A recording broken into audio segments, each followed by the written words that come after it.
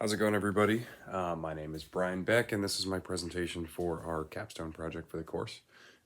Typically, I would do this on my laptop, but it is refusing to run PowerPoint and a camera at the same time without crashing. So here we are. We're slightly handicapped doing this on an iPad, and I'm coming to you from my garage because my kids are asleep. But we'll go ahead and jump into it here.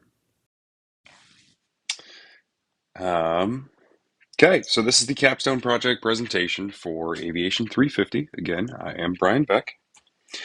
Um, Talk about what we are doing here. So we are trying to effectively, we're just determining the airport alternate minimums for Baton Rouge. And ultimately, we're trying to decide whether or not we can legally use this as an alternate for our filed flight.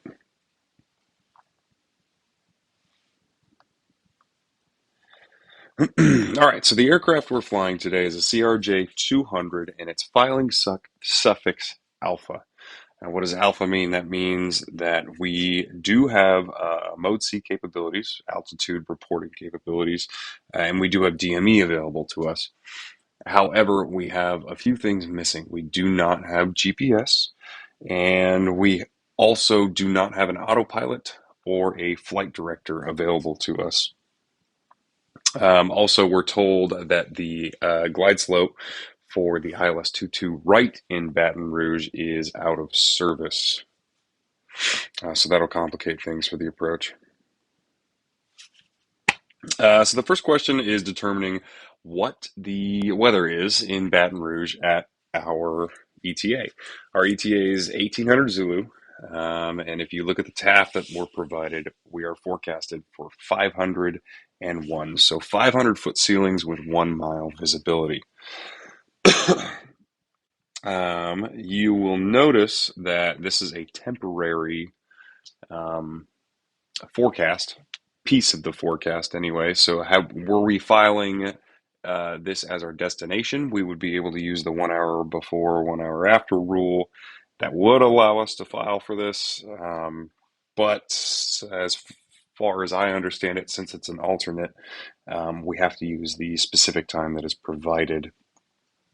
Otherwise, an hour beforehand, we see 3006, which is significantly better than what we're about to see. Um, Second question is, what are the lowest legal one nav alternate minimums for BTR? Baton Rouge.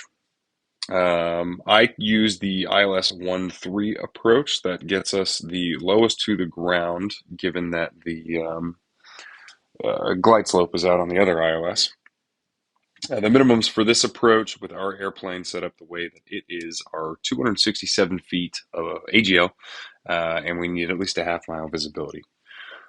For a one nav alternate minimum, we need to add 400 feet and a mile to those minimums. And then if you can compare that to the weather that we looked at just a moment ago, you'll see that this does not work.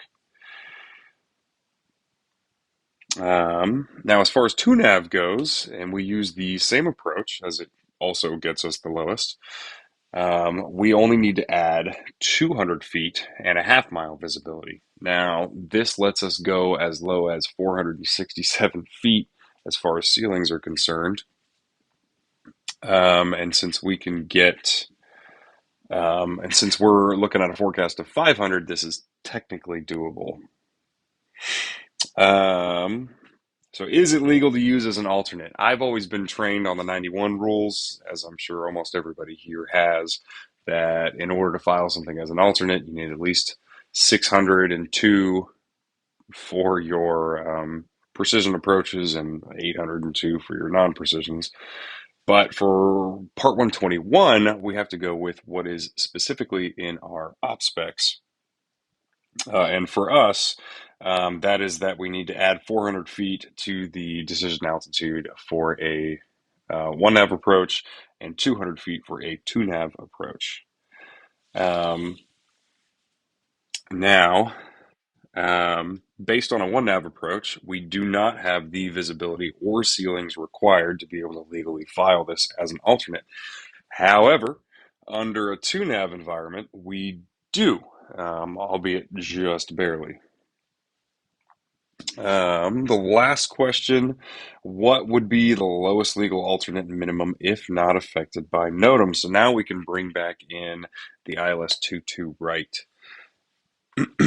Assuming that glide slope is back in service, we're going to use two nav rules. We only need to add 200 feet and a half mile um, for our alternate minimums. And this approach, this ILS 22, gets us down to 270 and a half mile visibility, which for us, so then we need to be at least under 470, or at worst, we need to be 470 and 7/8 mile, which we do have inside of the forecast. So we could make that happen.